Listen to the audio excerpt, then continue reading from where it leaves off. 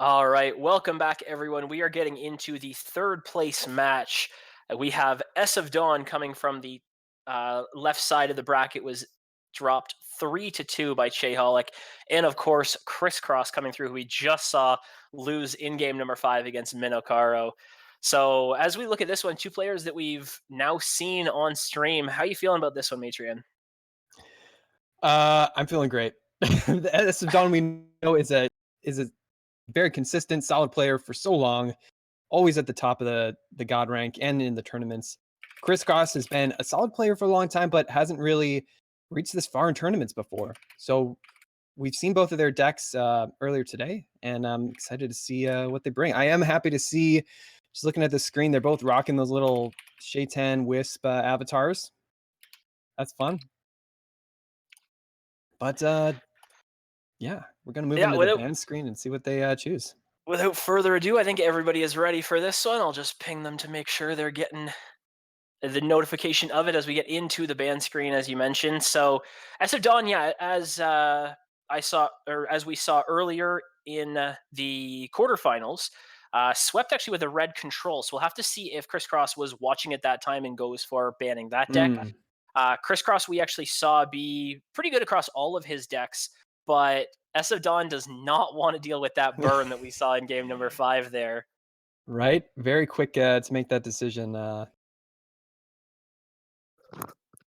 it looks like green yellow sack is going to be knocked out by Crisscross.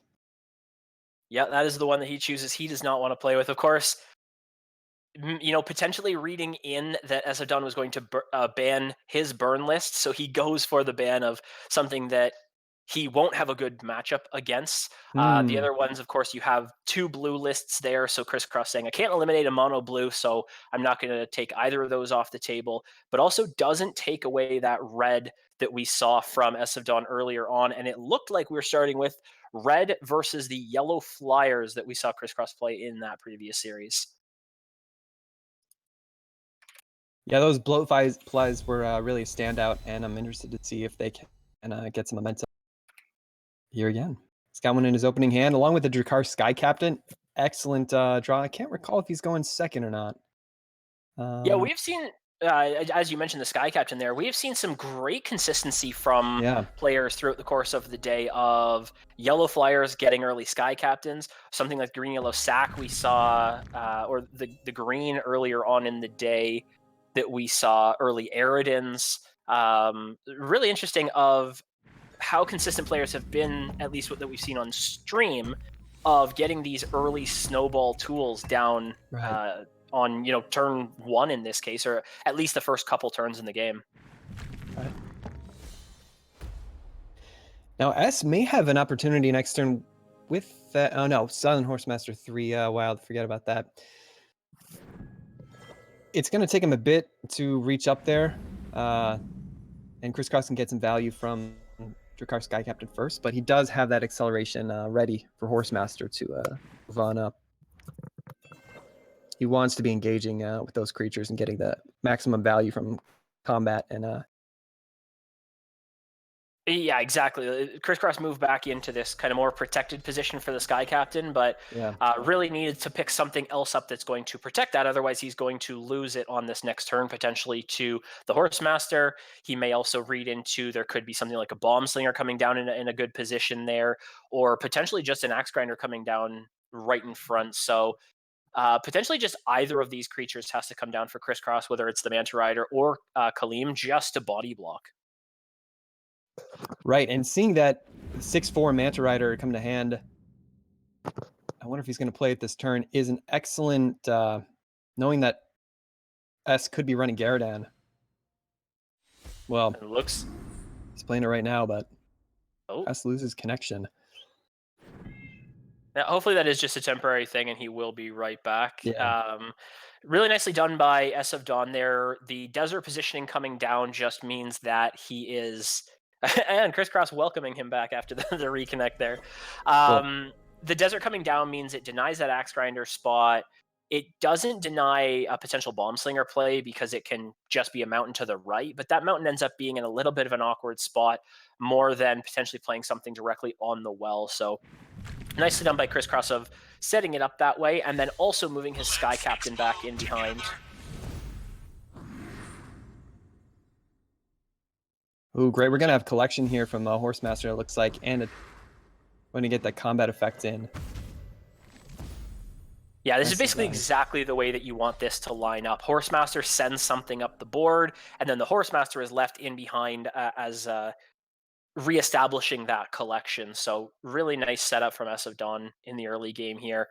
Chriscross does find another Sky Captain, potentially could go Sky Captain plus and draw, excuse me, and see if he can find a double buff onto something.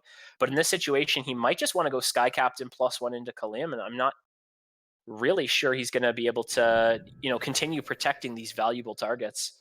Right.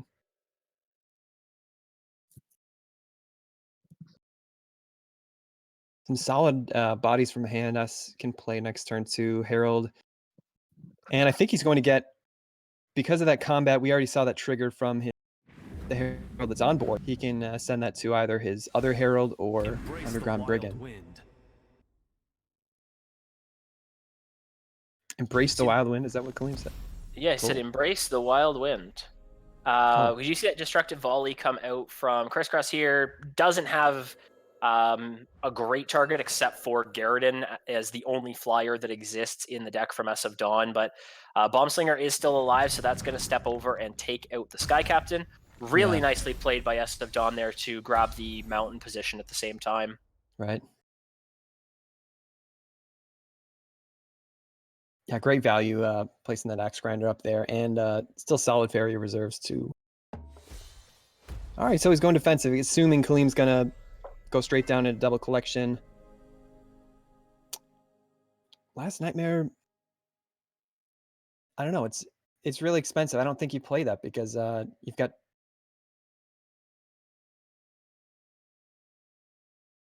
I think even just in this situation, you have better targets eventually for Last Right, Nightmare. Right but now, then you don't have potentially, any. Yeah, yeah. I think in this situation, you move Kalim down, collect, put the Sky Captain down, and draw. And then just if you have to, mm, you would move Kalim back with the Flash Wind. My line, of course, would not have worked out because Crisscross went for the draw first and found a Flash Wind. So, I mean, now it's just maybe move Kalim and then Flash Wind him back, but it's looking very bleak at this point for right. Crisscross. Just needs to find another creature to get down onto the board. Hmm.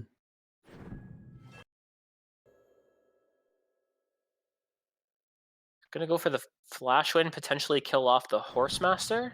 Okay. And then Sky Captain reinforces on the right, I would assume. Um, it's an interesting play because it then forces the Herald of War to kind of be in no man's land.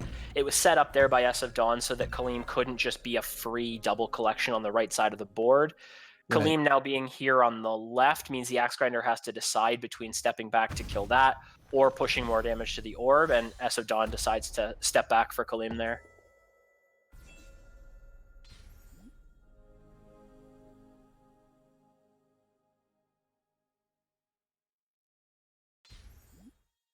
Over the draw. Yeah, a couple buffs now picked up onto the creatures from this Sky Captain, so maybe This a is way gonna be that Crisscross can defend it. It's still just a little awkward. Like the Axe Grinder has already gotten a value trade, right. so the fact that it is a 5/1 just means it gets more and more value. I don't think that we saw too much of things like Soul Drains. I think there was Spirit Theft in this deck. Just trying to recall if we saw that against Minokaro in game number 1 of that series. Right, and S goes for the great value hitting face with Underground Brigand. Dropping Ground Shaker too. You have so many solid bodies on board that Last Nightmare is a really tough call. You want to contest those creatures with your own, and just S has Yeah, the great barrier economy. even the big thing there is we've talked about it a couple times throughout the course of the day. A yellow flyers like this, if they can get ahead, control the board, out collect your opponent, you're okay using a Last Nightmare in a situation like that, where you kind of lose value on it, or you get at least equal value on it. But in that situation, when you're behind, you're only moving one creature off the board, and that doesn't catch you back up into the game because you've used your entire Faria pool, and they're just able to use their entire Faria pool to put another creature back down onto the board. So ESofDawn, really nice early control on in that game, got a really good Horsemaster line, and then reinforce it with small creatures, takes game number 1.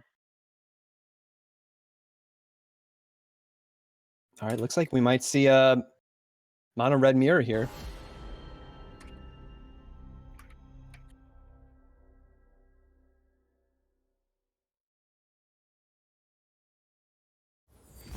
Oh, this is a beautiful background for anyone who hasn't seen it. I mean, beautiful, but terribly sad if you can see the little cones down there. Yeah, pages. I think they should be freed now, though. So as you mentioned, we do get into the mirror match here.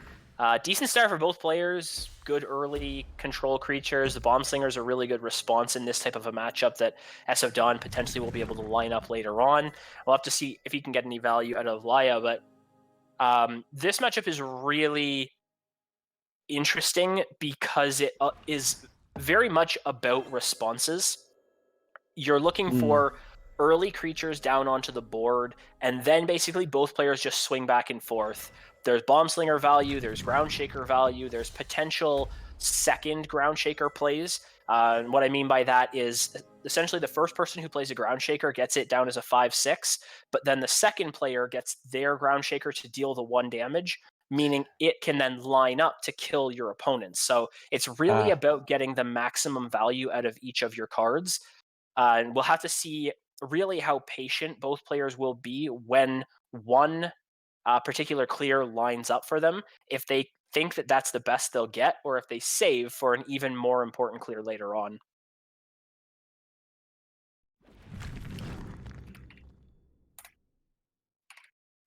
I wonder how critical it looks like this is where the fight's going to take place, right between those wells. Whoever can get the advantage and have double collection there will be able to drop more solid threats. And because, a lot of these red creatures are,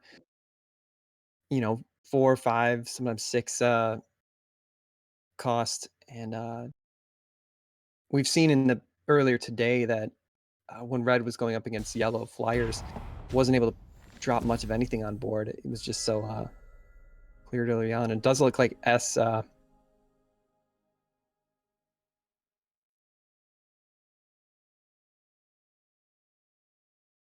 has the initiative on board, but Chriscross has 11 Faria and could efficiently clear this Laya with a Bomb Slinger maybe and drop a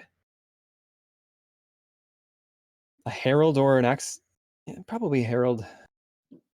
Yeah, I think Herald is kind of the way that you go with it. That trades really nicely into the Brigand. At least it lines up like it should. But now we can kind of see of an interesting trade there. Huh.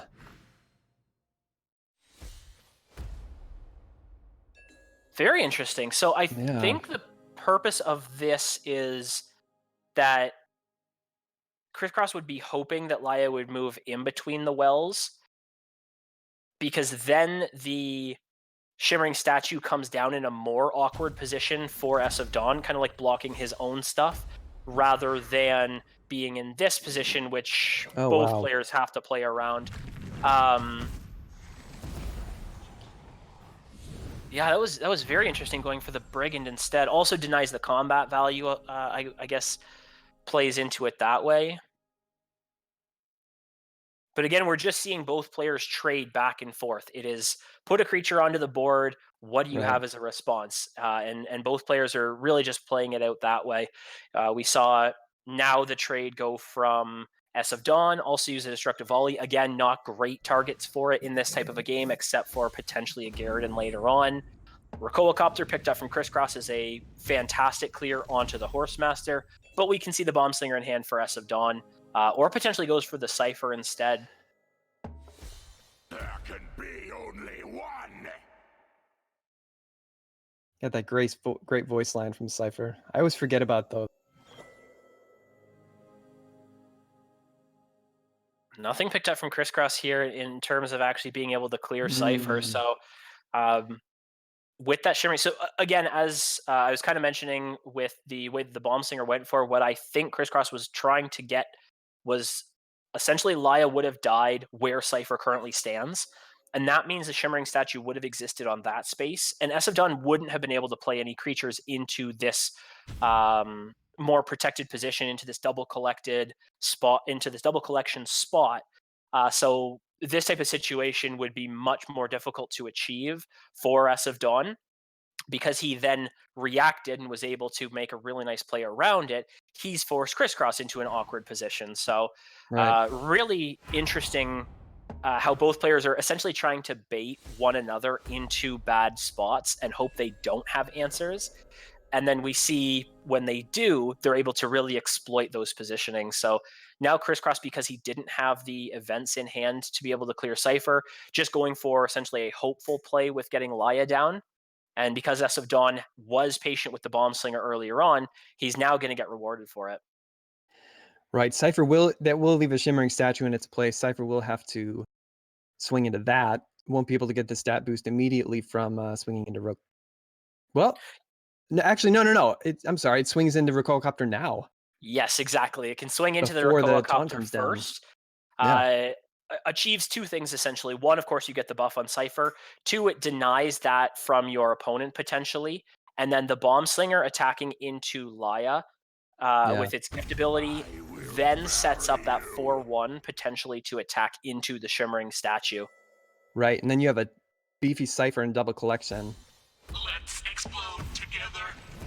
Yeah, and in this type of a matchup, when you don't have access to things like just direct removal, like Frogify's Last Nightmares, something like that to take care of Cypher, if it gets snowballing, it's almost impossible to take care of, at least Right. without investing a massive amount of resources in it.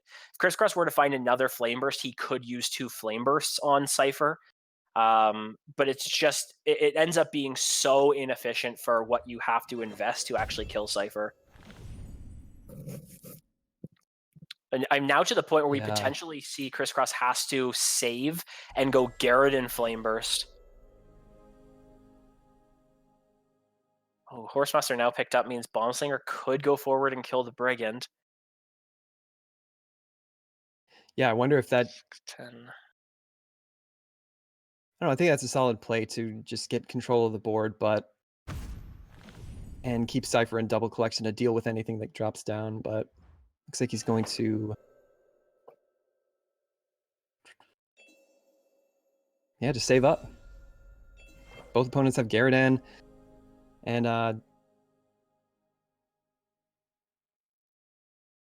now this is exactly where you were saying a moment ago. He has 2 Flame Bursts. He could clear the Cypher, but it's a lot of investment for that one card. The thing is, he now has the Faria to back it up. In that situation, like on that turn when I was talking about it, it was his entire Faria pool. In this turn, it can be double Flame Burst because you can reinforce with potentially like an Underground Brigand between the wells. You force your opponent to have to trade into that, and you can actually recover some of that value because you're denying your opponent from collection as well. Looks like Chriscross is just going to save for maybe a Garridan coming down here.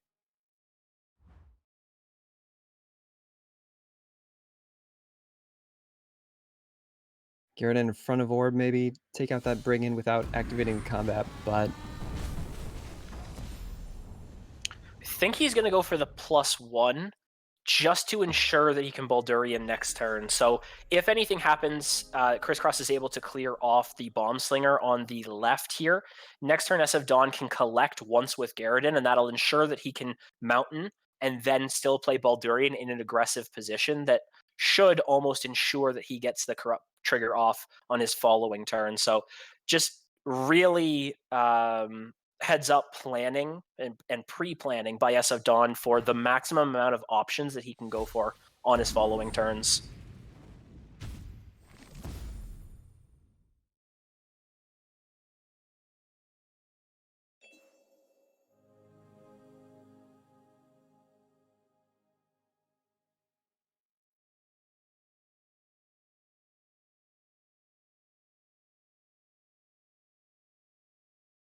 Now, Horsemaster is an option here for ESofDawn. Can go for that onto Garridan and just clear off the Rakoacopter.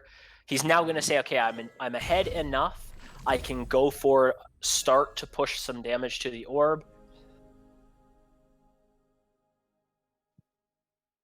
And now he just controls. He controls the double collection, and he controls the aggressive lands, aggressive creature. Just so far ahead now from ESofDawn. Just little like pre-planning, like I mentioned. ESofDawn just saying, okay, here's me setting myself up for the most options that I can go for on my next turn, and then just reacting based around what Chriscross has played. Right, and with Baldurian in hand, it forces Chriscross to choose between investing in Overbuy Garridan between the wells, or if he places Baldurian more aggressively, which one do I deal with?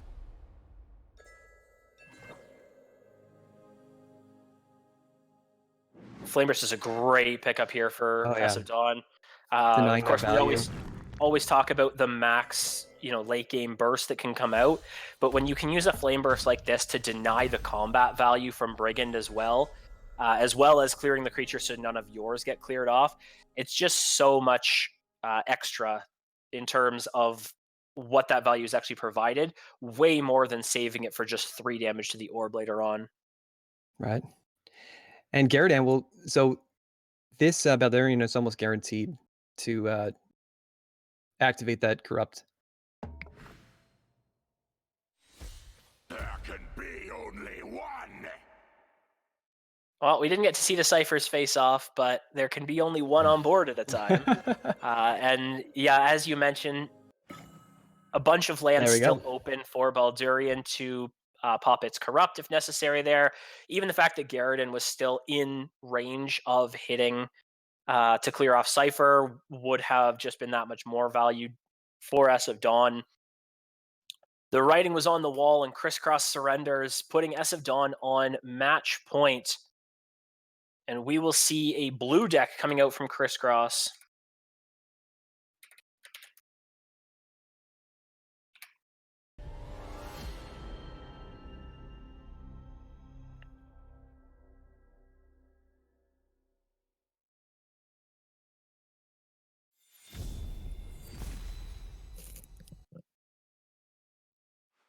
Ooh, so Frogify is in a hold the line actually in Chriscross's hand.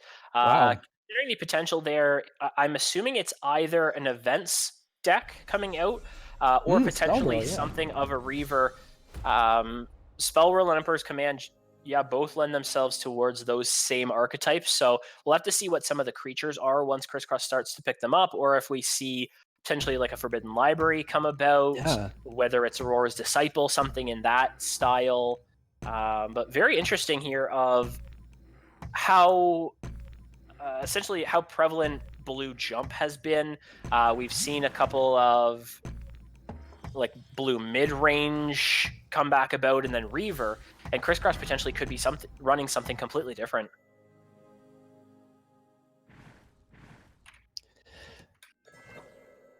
Yeah, Axe Grinder's a great early, and not only is it a great offensive late game option if you get the Axe Grinder spot up top, but also a very efficient early collector. S is running Gift of Steel too. I think the first one that we've seen of the day as well. For the amount of reds that we've seen Burn, we've seen these more control-heavy lists, and just Gift of Steel not really being seen as much anymore. I wonder if Chriscross is considering moving to the top left. S wants to engage him. That's the idea behind this red combat. You want to be knocking out those creatures. Oh, we've got some. Did that Spell World just move into these 2 toads? Yeah, Spell World just provided. Hey, all right, we've got some synergy. Yeah, at this point, it's just Crisscross looking for creatures to put onto the board. He has Yep. these Imperial Guards, but not exactly, kind of tanky enough. Potentially ESofDawn, if he had it, could just wait and go Garridan next turn. He would clear these. So Right. Crisscross, of course, was looking for something a little beefier. Bloated Toad does achieve that, but you don't really get the same level of value as you would hope because it does give your opponent the Toad after it dies. So Hmm. um, The early Imperial Guards also, while they're collecting there and do have taunt, they're not getting their full value off because of that. Oh wait, last words gift. It's not gift. Last words gain 2 life. It's not gift. So yeah, exactly. They will still be yeah. in a position to potentially get some value out of that. It doesn't currently look like it because Yeah. he has not taken any damage and doesn't look like he's going to take any damage before at least one of these dies. But Right. Esodon just continuing to push up the board. We now see is a Forbidden Library, so is looking to be a Dreamreaver deck. So Esodon knows he cannot give Crisscross the time to get value out of all of those once he's set up. So just continue to push up the board as fast as possible, get these creatures down. Also extending the lands really well to get potential bomb slinger spots. Not going for like the Axe Grinder Mountain on this turn. Right. Just a solid line of creatures up. That kind of conga line in double collection there. But I mean, S of Dawn, seeing Crisscross go up to 4 lakes, S is an experienced Blue Reaver uh, Forbidden Library players. You're right. He knows what he wants to do, taking this out as quickly as he can. And there we see a Bomb Slinger pick up some value here. But just another annoying creature for Crisscross to try to take care of. Does have the Emperor's commands in hand, but he'll have to decide between the value that he potentially could get for those later on healing himself or killing Right. off the Bomb Slinger.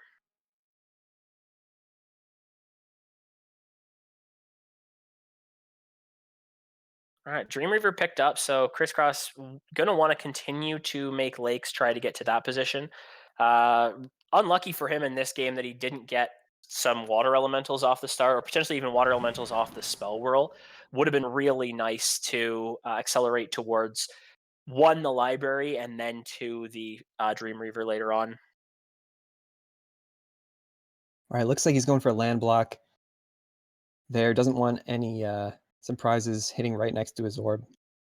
But these Tritons aren't going to be. S is still going to get great value off of Herald combat value, combat ability. Yeah, and we're going to see the first Forbidden Library come down. Currently protected enough that it can't be killed. Oh, the Flamer's picked up. It's interesting in this type of a matchup as well, because you're playing a deck that has burst, whether it's Flame Burst or whether it's eventually finding like a Baldurian or something along those lines. It's kind of a debate between how much value can you give up to your opponent with the Forbidden Library and then be able to end the game once they get low, versus do I have to kill it right now to deny that value? Crisscross currently sitting with a good chunk of Faria means the extra Faria given by Forbidden Library isn't that big, just because it's not as impactful as if he had 0 Faria, for example. But ESofDawn just doesn't have the creatures right now to be able to hit for enough and have that self-burn from Library actually be as impactful as he would like. So just going to clear it off before it causes any potential problems. Right. No major cards in hand that can immediately remove the pressure at the top right.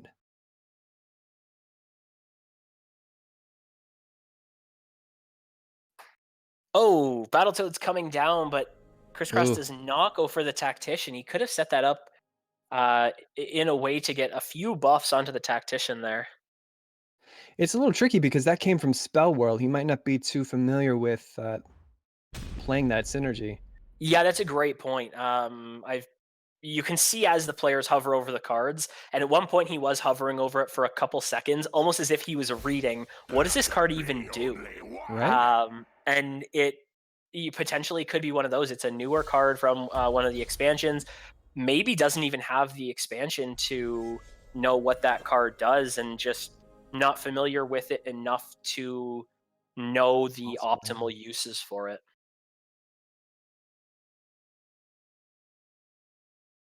We see Cypher coming down, just so many bodies up there on the top right, and not many ways to remove them. Cypher could get out of control pretty quickly. Yeah, but this time it is blue for Chriscross. We did see a couple, I think, Frogifies in the mulligan. We saw He at of least course two, threw yeah. those away. Yeah, so those are in the deck. Potentially will have that later on to deal with Cypher, but would have been really nice to have one this turn.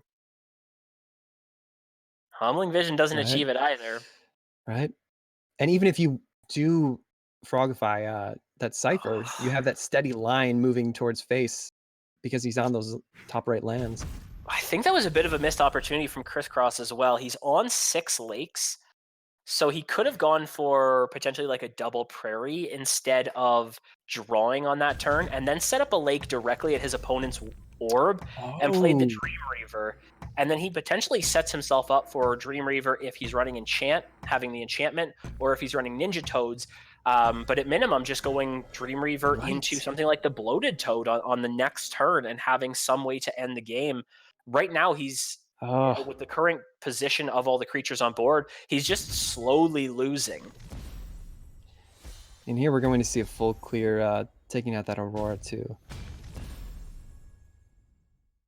Yikes. Yeah, and now there's more than enough damage. Even if he goes for some kind of healing onto himself, there's just Right. more than enough damage. Radiance at this point heals for 5. If he goes for a draw, it heals for 6. And there's 12 damage there. So he potentially could go heal with Radiance, dash it straight down towards the opponent's orb. It is a 10-10, and you set up a Dream Reaver next turn. There is still a possibility for Chriscross to win this game. Hmm.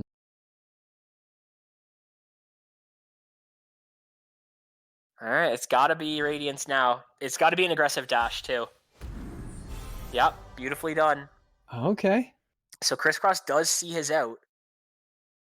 He's healed. It looks like enough to survive. Gift of Steel or Flame Burst will still be enough to win the game.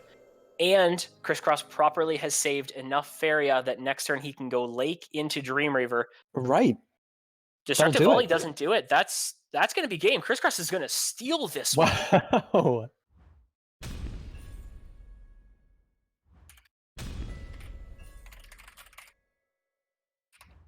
Wow. I mean, S was doing everything right, I think. Moving up that side, trying to take out as much as he could and moving towards face, but this tactic. Yeah, there's no way for Yeah. ESofDawn to defend this. Potentially, if he had like a creature in hand, he could have, or the land set up the right way. Maybe he could have body blocked, but really my well done goodness. by Chriscross to dash into exactly this position where it still opens up 2 attack angles, and he couldn't be body blocked. Dream Reaver comes down, set it up, the 10 Oh, damage to the orb. It amazing. may not be Steve Reaver, but Radiant's still getting the job done.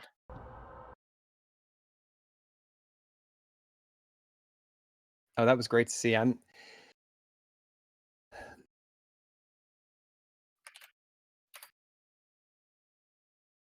Chriscross playing this, if he goes for this again, I can't recall if he has to play this again. Yeah, he is on his last.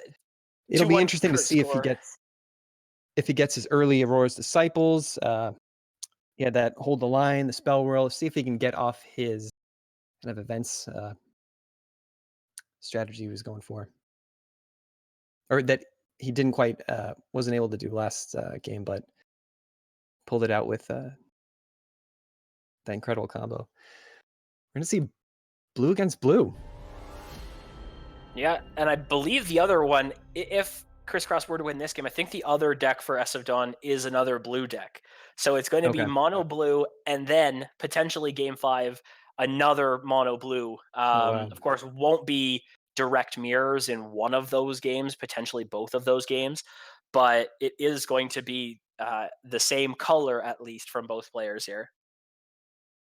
Right. I know one of S's blue decks is Reaver with library. I think I saw that earlier, but not sure if the other one's a more straightforward jump. We'll see what we've got in the opening hand. I think Crisscross is going to want to see. I think he's going to want to toss all those. Beirut, always happy to see. ESofDawn with Gabriel Commander start. Yeah, Baru there, saw the Mirror Phantasm in hand. And of course, Aurora very good as well. So potentially some kind of blue 7s looks like. Crisscross with a decent start this time gets the Battletoad, so he at least has Yeah. creatures early on, have that jump, get into collection spots, and get something on the board early enough that he can get that collection, potentially that defensive setup before ESofDawn Ooh, gets to him. But it's Commander Rush. ESofDawn's going for the this aggressive is line. exciting. Oh, nice. Beirut is doesn't get maximum value in a blue mirror because turning all the however Beirut transform all adjacent lands into lakes. I mean, in some cases, if you're going up against another color, you can remove their the lands they need if they're playing red or green or yellow. Here we're not going to see that though. All right, playing it safe, probably moving into double collection over the left, but Crisscross should be able to knock that out with a Battletoad. Yeah, I think once you see the Battletoads set up, they of course get very good trades into the Commander, so you can't really go for as aggressive as you were going to be previously. So might just see a reset from ESofDawn. It lines up almost the same, and actually goes for the Destructive Volley to protect Oh, the okay. Commander onto this side.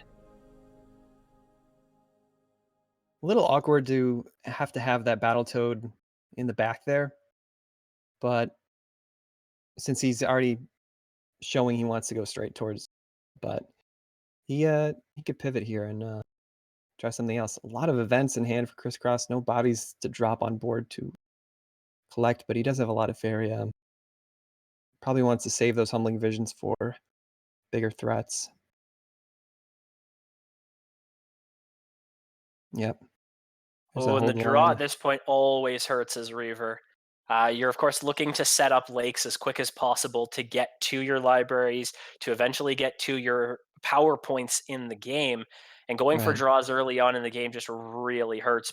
But you do need the creatures. So it's just sometimes a position where you have to go for it.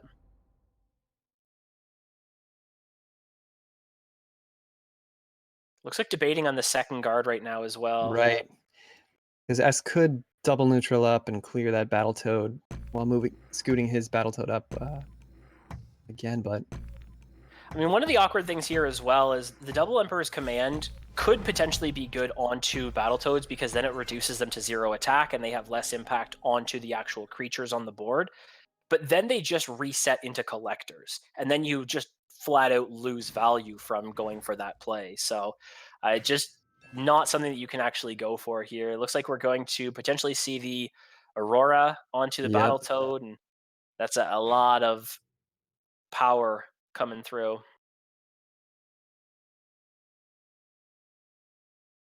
Yeah, and it would take a lot of an event investment from a Crisscross to remove Would you like that some commander over tea? on the left. Because you can't do it with just one of those cards. Yeah, exactly. And we talked about it a little earlier as well, how patient ESofDawn has been throughout the games that we've seen. This one again could go for a trade potentially, but if he waits and this commander gets its ability to trigger and it gets the +1/1, it value trades, and then you actually get even more value out of it. So Potentially it's just waiting for that to happen, and you can get that to survive. You maybe have to have your opponent has to use more resources into it, whether it's a command or a humbling vision. SSC just playing this again, setting himself up for so many options, and then just reacting to whatever his opponent does. Right. If we do see that humbling vision, oh, gonna be Battletoads instead. Hmm.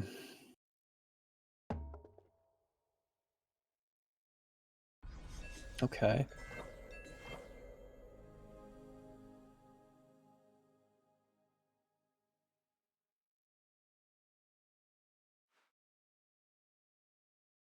Draw for a commander. More draws and just not finding the 7+ to get that commander to flip means it probably doesn't move from where it currently stands. But ESofDawn does find other creatures to continue and reinforce. Triton Warrior, Gabriel Commander can come down, and even though his lakes are in the middle of the board, these creatures have the extra movement necessary to still be able to reach around to whatever creatures Crisscross plays. Right. I think he may, knowing that Crisscross is playing blue too, probably has humbling visions and some Frogifys. Might not go for a Beirut just because it's a lot of investment in that one card. When he does have more efficient Gabriel commanders to drop, you can move wherever he needs them to go. Roar's Disciple a little late again.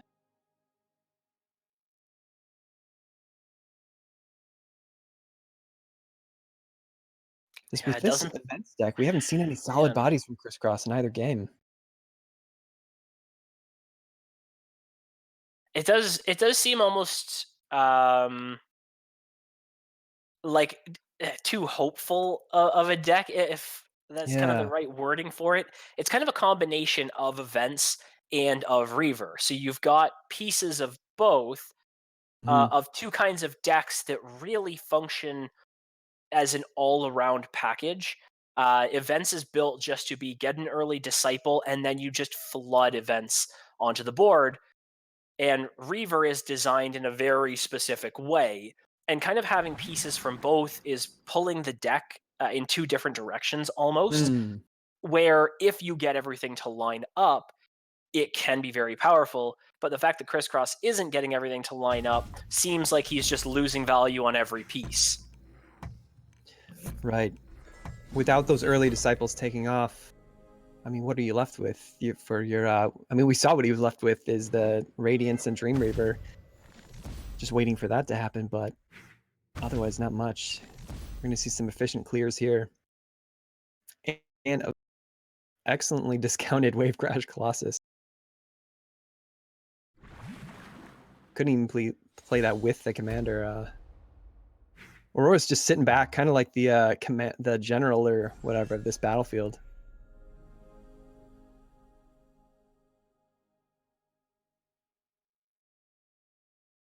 Our Disciple into Spell Whirl.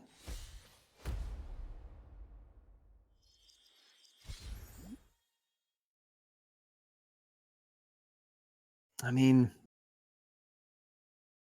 yeah. Just gonna pass the turn. And there we go. Yeah, and that's going to be it. ESofDawn, does slowly but surely get there. Went for I need to get there as quick as possible. Goes up the middle. It has these creatures that have the extra movement, and getting onto your opponent, forcing into really just not any options for Crisscross to do anything as ESofDawn controls the game and closes it out. Right. It was a great moving forward with those lakes, knowing what Crisscross was playing is a great example of a player um, taking an archetype where you typically go a little slowly, move up the sides, and knowing that you have to change it up kind of on the fly. So you have to have experience doing that in the past too. It takes a lot of skill to be able to, for that mental shift, I guess. All right. With that, we are going to take a quick break, I think, to set up the finals here. We, of course, know who's going to be in it because they are both waiting. Chihalik versus Minokaro. Phenomenal third place there. A big congratulations to SSC for the win, and a very well-deserved congratulations to Chriscross for a phenomenal run throughout the day. But we will be right back, guys.